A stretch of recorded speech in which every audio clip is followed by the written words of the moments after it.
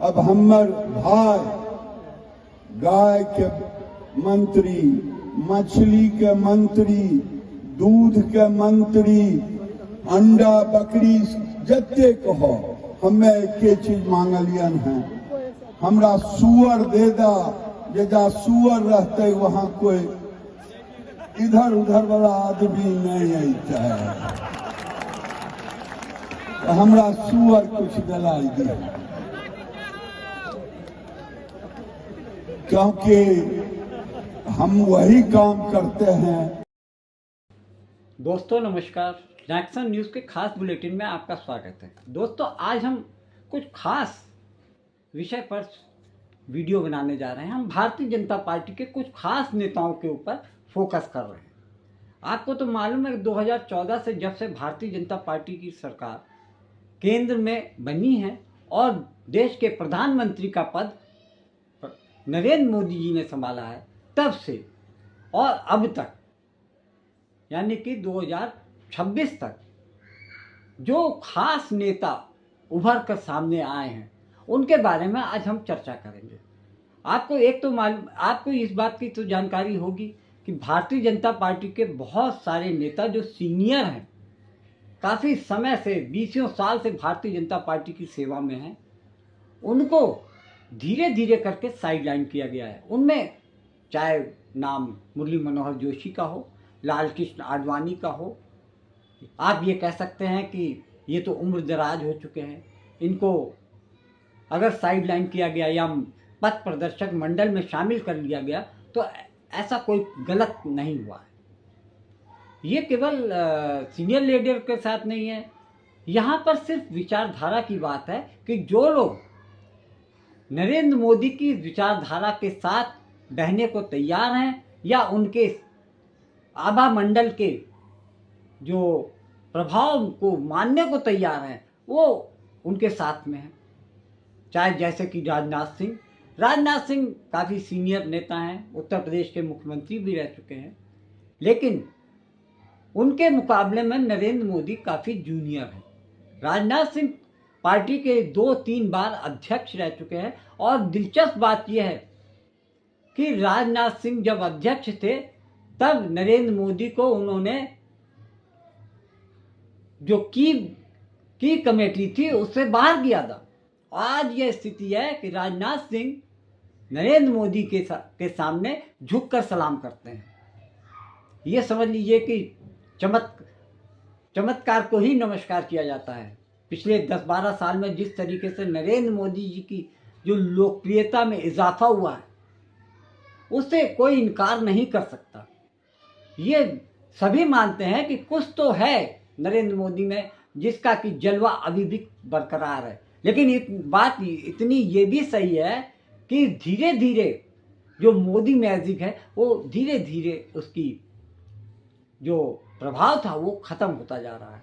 उसका कारण बहुत सारे कारण हो सकते हैं, लेकिन इस पे मैं किसी और दिन बात करूंगा। लेकिन आज हम जो बात करने जा रहे हैं कुछ ऐसे नेताओं को जो सेकंड लाइन के नेता हैं, उनको मोदी ने जिस तरीके से आगे बढ़ाया है, क्या उनको उनकी योग्यता के हिसाब से बढ़ाया गया है या उनके जो एग्रेसिवनेस है, जो उग्रता है, अपोजिशन के खिलाफ जो नफरत है, उसके सहारे मोदी ने उनको आगे बढ़ाया है?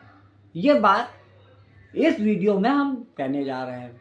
आपने पिछले 10 साल की सरकार में देखा होगा कि सेकंड लाइन में जिन लोगों का नाम आता है उसमें अनुराग ठाकुर, कपिल मिश्रा, गिरिराज सिंह, रमेश बिदूड़ी, निशिकांत दुबे, बहुत सारे ऐसे नेता हैं जो अपने अपोजिशन के लीडरों को गाली देने में, संप्रदाय विशेष के लोगों को कोसने में सबसे आगे रहते हैं और उन्हीं को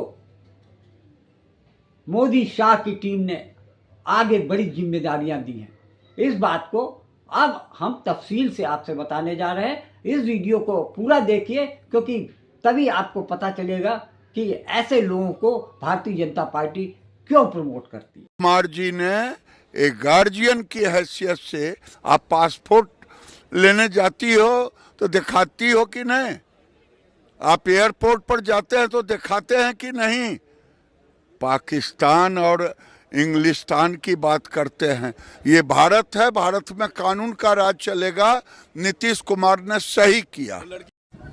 अगर ये बदिया, ये घुसपैठिए, ये मुसलमान अगर हमें एक थप्पड़ मारे तो सब जमा होकर के उसे 100 थप्पड़ मारेंगे।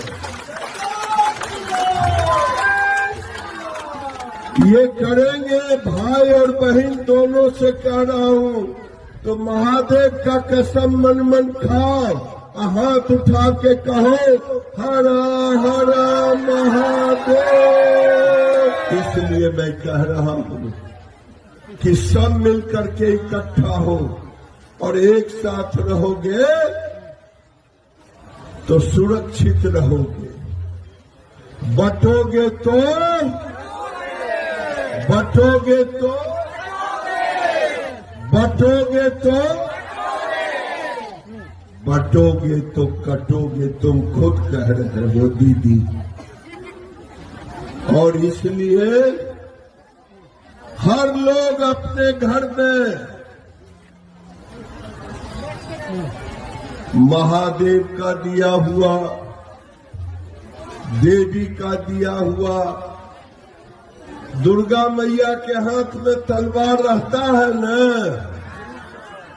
शंकर जी के त्रिशूल रहता है न, भाला भी रहता है न। अपने अपने घर में उसकी पूजा करो। आपने देखा होगा जब भी लोकसभा का सत्र चलता है तब विपक्ष को कोसने और गालियां बकने के लिए कुछ चुनिंदा सांसद हैं जिनको आगे किया जाता है। उन सांसदों में गिरिराज सिंह जो कि केंद्र सरकार में केंद्रीय मंत्री भी हैं, और लखीसराय से, बेगूसराय से वो भारतीय जनता पार्टी के सांसद भी हैं। बिहार में अगर देखा जाए भारतीय जनता पार्टी के बड़े नेताओं की बात अगर उनके प्रभुत्व और व्यक्तित्व से की जाए तो उसमें गिरिराज सिंह नहीं आते हैं। गिरिराज सिंह आते हैं अपनी जाहिल भाषणों से, विवादित बयानों से, किसी के बारे में कुछ भी कह सकते हैं और उनको ये पूरा विश्वास है कि कोई भी एक्शन उनके विरोध में नहीं लिया जाएगा। कारण यह है कि पार्टी और सरकार ने सिर्फ उनको इसीलिए रखा है कि जब भी सरकार पे कोई संकट आता है तो पलटकर राहुल गांधी, कांग्रेस, इंडिया ब्लॉक के जितने नेता हैं उनके प्रति अपनी नफरत भरी भाषण वो जनता के सामने देते हैं। उन्हीं की क्वालिटी यही है कि वो विपक्ष को कोसने का काम करते हैं, जो कि वो बखूबी कर रहे हैं। और भारतीय जनता पार्टी ने उनको ये जिम्मेदारी यही समझ के दी है कि इनके अंदर ये क्वालिटी बहुत अच्छी है। जिस तरीके से गिरिराज सिंह राहुल गांधी और कांग्रेस के बारे में बोलते हैं, बिहार का कोई नेता गिरिराज सिंह की तरह के अभद्र भाषा का प्रयोग नहीं कर सकता है।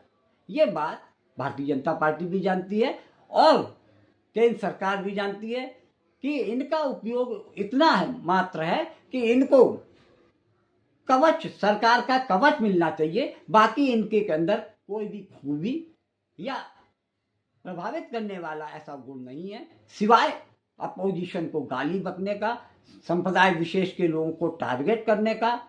ये सब चीज़ों में गिरिराज सिंह निपुण माने जाते हैं। आपको बता दें, आम चुनाव के पहले जिस तरीके से गिरिराज सिंह ने जहरीली और नफरती भाषण का प्रयोग किया, एक सभा में तो उन्होंने गजब ही कर दिया।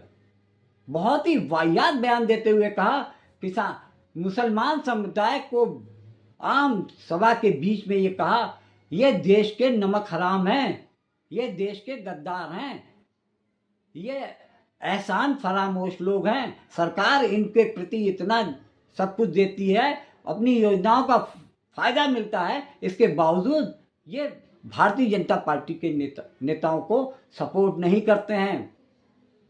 ये एक बात, इतनी वाहियात और नफरत भरी भाषण उन्होंने दिया, पूरे देश में इस बात की चर्चा हुई। बावजूद इसके ना तो भारतीय जनता पार्टी की तरफ से कोई इनको नोटिस मिला, न सरकार की तरफ से इनको कोई मैसेज दिया गया कि अपनी भाषा पर नियंत्रण। बिहार में लगेगा टेक्सटाइल पार्क। अरे भाई होगा ना, कहा के लिए आप चिंतित हैं? अगर मुसलमानों को मीठा मीठा घट घट और तीता तीता थू थू, वंदे मातरम पर उनकी जुबान बंद है, लेकिन किसानों के नाम पर वो अफवाह झूठ बोल रहे हैं यूएस ट्रेड के नाम पर। और नरेंद्र मोदी ने कहा है कि जब तक नरेंद्र मोदी हैं, चाहे देश और दुनिया से कोई भी डील हो, किसानों के हित में ही होगा, उनके खिलाफ कोई भी नहीं होगा। लेकिन राहुल गांधी अफवाह फैला रहे हैं, वंदे मातरम पर उनकी जुबान बंद है, लेकिन किसानों के नाम पर वो अफवाह फैला रहे हैं। उन्होंने लेकिन कहा है कि मेरे ऊपर एफआईआर हो जाए, कोई भी मुकदमा कर दे, लेकिन हम झूठ बोलेंगे। राहुल गांधी यही कह रहे हैं, हम पर एफआईआर हो जाए, लेकिन हम किसानों के इशू को लेके झूठ बोलेंगे। वो 10 बार झूठ बोले हैं, कोर्ट में माफी मांगा। अभी देखिए नरवाने वाले में जब प्रकाशक ने कह दिया तो राहुल गांधी की जुबान बंद हो गई। उसके बाद ये किसानों को भड़काना शुरू किए हैं। ये नहीं चलेगा। ये भारत है, भारत का प्रधानमंत्री नरेंद्र मोदी है। टेक्सटाइल पार्क कब लगेगा? सुप्रीम कोर्ट जाएंगे, लेकिन टेक्सटाइल पार्क कब लगेगा? सुप्रीम कोर्ट जाए, सबको जाने का अधिकार है। कानून का राज है, कानून काम करेगा।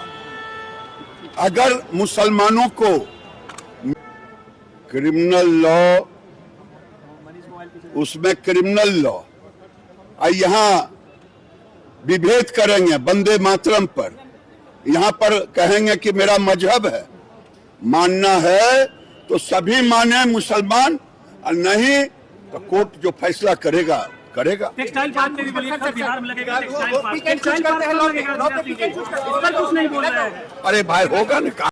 अब हम थोड़ा गिरिराज सिंह की पृष्ठभूमि की तरफ जाते हैं। लखीसराय में गिरिराज सिंह का जन्म होता है। प्रारंभिक शिक्षा उनकी यूपी में होती है।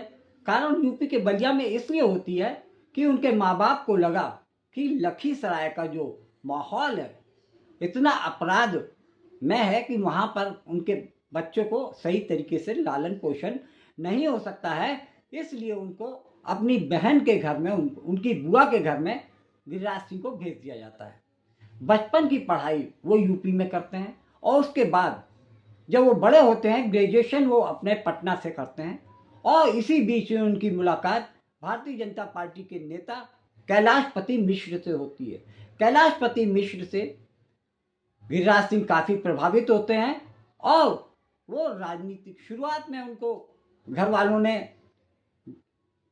पंप सेट का, जो वाटर पंप सेट था, उसका कारोबार कराया। लेकिन जब कैलाशपति मिश्रा के साथ में ये आते हैं, तब वो उनका मन राजनीति की ओर हुआ और वो पूरी तरीके से व्यवसाय छोड़कर राजनीति में जुड़ गए। इस तरीके से भारतीय जनता पार्टी की राजनीति में वो उनका पदार्पण हुआ और भारतीय जनता पार्टी के सभी मंतव्यों और मंशा के अनुरूप गिरिराज सिंह में वो गुण थे जिनका भारतीय जनता पार्टी हमेशा से करती आई है, डिवाइड एंड रूल, हिंदू मुस्लिम। खास तौर से इस बात को लेकर गिरिराज सिंह उनकी परीक्षा में अव्वल पास हुए। यही वजह है पिछले 3 टर्म में मोदी सरकार में गिरिराज सिंह को केंद्रीय मंत्री का दर्जा मिलता रहा है।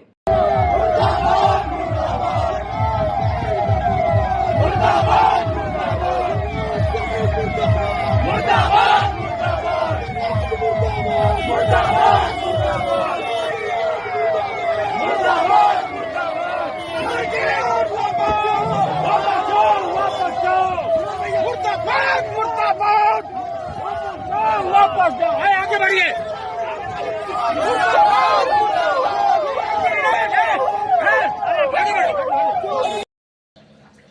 आपको एक दिलचस्प बात बता दें कि हालिया में केंद्रीय मंत्री गिरिराज सिंह ने एलओपी यानी कि leader of opposition Rahul Gandhi को सरेआम ये कह दिया कि वो दुनिया भर के सबसे टुच्चे आदमी हैं। अब आप ये समझ सकते हैं कि उनके हौसले कितने बढ़े हुए हैं कि वो देश के किसी भी व्यक्ति को कुछ भी कह सकते हैं, खास तौर से कांग्रेस के किसी भी नेता या राहुल गांधी के खिलाफ में वो कभी भी कुछ भी जहर भरा बयान दे सकते हैं। और सबसे बड़ी बात यह है, ना तो भारतीय जनता पार्टी की तरफ से इस पर कोई सफाई दी गई और ना लोकसभा स्पीकर ने इस मामले में कोई ऑब्जर्वेशन दिया। आपको याद होगा किस तरीके से रमेश बिदूड़ी जो भारतीय जनता पार्टी के सांसद थे, उन्होंने बीएसपी के सांसद दानिश अली को चलते सदन में न जाने कितनी अमर्यादित टिप्पणियां की, उनको मुल्ला, आतंकवादी तक कह दिया। और सदन में उस समय भारतीय जनता पार्टी की बड़े बड़े मंत्री, सारे सांसद और लोकसभा स्पीकर मौजूद थे। उन्हें रोकने का कोई प्रयास नहीं किया गया, सिर्फ एक्शन इतना लिया गया कि उनके इस बयान को लोकसभा स्पीकर ने रिकॉर्ड में नहीं लिया और उन्होंने सिर्फ इतना कह दिया कि इनके इस बयान से को रिकॉर्ड में नहीं दिया गया है और मामला वहीं ख़त्म कर दिया गया। किस तरीके से अनुराग ठाकुर, प्रवेश सिंह वर्मा ने चुनाव प्रचार के दौरान गोली मारो वाला बयान दिया और उसके बाद अनुराग ठाकुर को प्रमोट किया गया, केंद्र में मंत्रिमंडल कैबिनेट स्तर का मंत्री बनाया गया। ये पहला नमूना नहीं है जब ये देखा गया कि किसी जहर उगलने वाले भारतीय जनता पार्टी के नेता को पार्टी ने प्रमोट किया हो और उसको अच्छे प्रमोशन देकर महत्वपूर्ण पद पे भेज दिया। ये पहला मौका नहीं है। लेकिन अब जिस चीज़ की हम बात करने जा रहे हैं वो ये है कि भारतीय जनता पार्टी अपने नेताओं को, जो सेकंड लाइनर नेता हैं, उनको आगे बढ़ाने के लिए, उनको प्रमोट करने के लिए उनको ये शिक्षा दीक्षा दी जाती है कि आप विरोधी दल के नेताओं को जितना गाली दे सकते हैं गाली दीजिए, अल्पसंख्यक को जितना कोसना चाहें कोसिए, आप उसके लिए मुक्त हैं, स्वच्छंद हैं, आप कुछ भी कह सकते हैं, आप पर कोई आंच नहीं आएगी, आपका पद बना रहेगा, पुलिस की कोई कार्रवाई आप पर नहीं हो सकती है। तो ये तो आपने देख लिया कि किस तरीके से अभद्र भाषा का प्रयोग करने वाले, नफरती भाषण देने वाले और समुदाय विशेष को किसी भी स्तर पर जाकर उनके प्रति नफरत दिखाकर आप पार्टी के अंदर प्रमोशन पा सकते हैं। हो सकता है आपको सरकार में मंत्री भी बना दिया जाए। How can we expect this BJP government to act against fake news when their own ministers are spreading fake news? This is our sitting Union Textile Minister Giriraj Singh. He recently showed these 6 pictures of India's first Prime Minister Jawaharlal Nehru to seemingly paint him as a womanizer. He said that Nehru put Kashmir at risk and gave away POK for such desires of his. Giriraj Singh added that Nehru surrendered in the arms of British women. Nehru insulted our country for his own desires, while today finally we have a Prime Minister who's taking care of India's maryada globally. But let me tell you who are these women that Nehru apparently surrendered to for his desires. The first and fifth photos that you're seeing here, Giriraj Singh says that these are of Pandit Nehru hugging Edwina Mountbatten. But these are AI generated images according to fact checking platform Alt News. The second picture is actually of Nehru hugging his sister Vijayalakshmi Pandit on a US visit in 1949. The third picture again is with the same sister who was also the Indian ambassador to the Soviet Union back then. In the fourth image, a woman is seen giving Pandit Nehru a peck on his cheek, but the woman here is Vijayalakshmi Lakshmi Pandit's daughter and Nehru's niece, Nayantara Sehgal. And lastly, in the sixth image, Giriraj Singh claims that Nehru is seen celebrating with Lady Mountbatten and lighting a cigarette for her. But this image from 1960 is actually of Nehru with the wife of a British diplomat. While the BJP government keeps blaming Nehru till date for India's current problems, isn't creating AI-generated pictures to taint his character a new low? And from altered videos of Sonam Wangchuk to paint him an anti-national to such pictures being shared by BJP leaders without facing any action, it makes you wonder. एक निजी कार्यक्रम में संबोधन के दौरान गिरिराज सिंह ने राहुल गांधी के ऊपर एक विचित्र और अभद्र टिप्पणी करते हुए कहा कि राहुल गांधी एक अर्बन नक्सल हैं जो भारतीय जनता पार्टी और सरकार के खिलाफ में वाहियात बयान देते रहते हैं, हमेशा सरकार को निशाने पे बने रहते हैं। राहुल गांधी अगर 7 जन्म भी ले ले तो वो संघ के कार्यकर्ता बनने लायक भी नहीं बन सकते हैं। ये सिर्फ